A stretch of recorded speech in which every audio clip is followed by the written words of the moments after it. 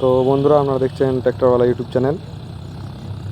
আর যে দেখছেন John Deere 5045D গাড়িটা এখন বীজতলাতে দোয়ার দেওয়া হচ্ছে।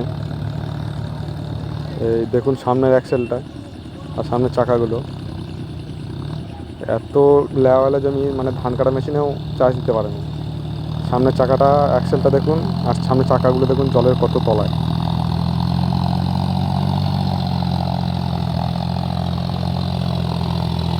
দেখাই যাচ্ছে না।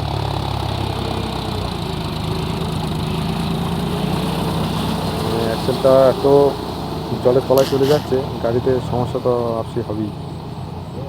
এত লেয়া ছিল, ধান কাটা চেন দেওয়া হারভেস্টার যেটা GM 102 সেও কাটতে পারে না এই অবস্থায়। এরকম সমস্যা চলে আসছে। আবারও আসছে, মানে ডেটটা চার্জ দেওয়া হচ্ছে যেহেতু।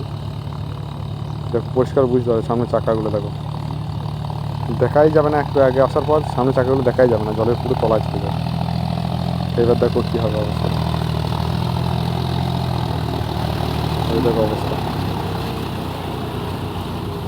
এই হচ্ছে অবস্থা।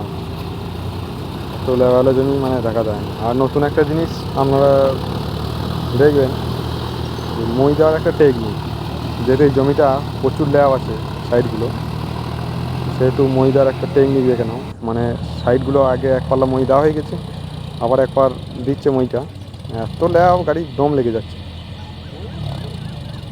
মানে মই দিয়ে আগে খাটিয়ে নেবে, মানে লেয়ার দিকে জায়গাটা। একটা টেকনিক বা বুদ্ধি বলতে পারো। সাইড দিয়ে মই দিয়ে লেয়ারটা খাটিয়ে নেবে।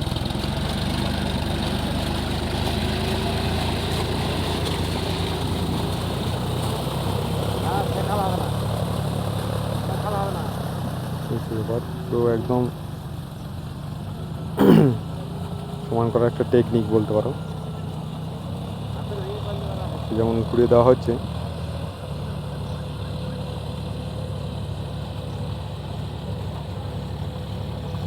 খাটিয়ে নেওয়া হচ্ছে, দেখতেই পাচ্ছ।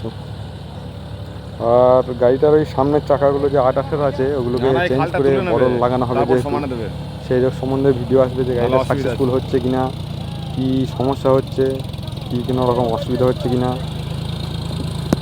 কী অসুবিধা হচ্ছে, সমস্ত তথ্যগুলো জানতে পারবে বা দেখতে পারবে। সামনের টায়ারগুলো মানে খুবই ছোটো, মানে 8-8 তো আগেকার মডেলে 50-45 মডেলের গাড়ি, তো সেই জন্যই সমস্যাটা হচ্ছে। তো এর সমাধানটাও দেখাবো, তো আমাদের উপকারও লাগতে পারে। এরকম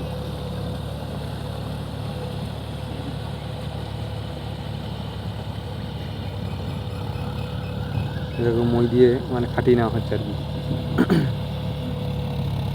মই দিয়ে খাটিয়ে নিলে মানে ওই দিকটা ল্যাব দিকটা আসবে না, সমানে মই দেবে, তাহলে সাইড করে যে খাল হয়ে যায় জমি চাষ দিয়ে দিতে, সেই সমস্যাটা থাকবে না।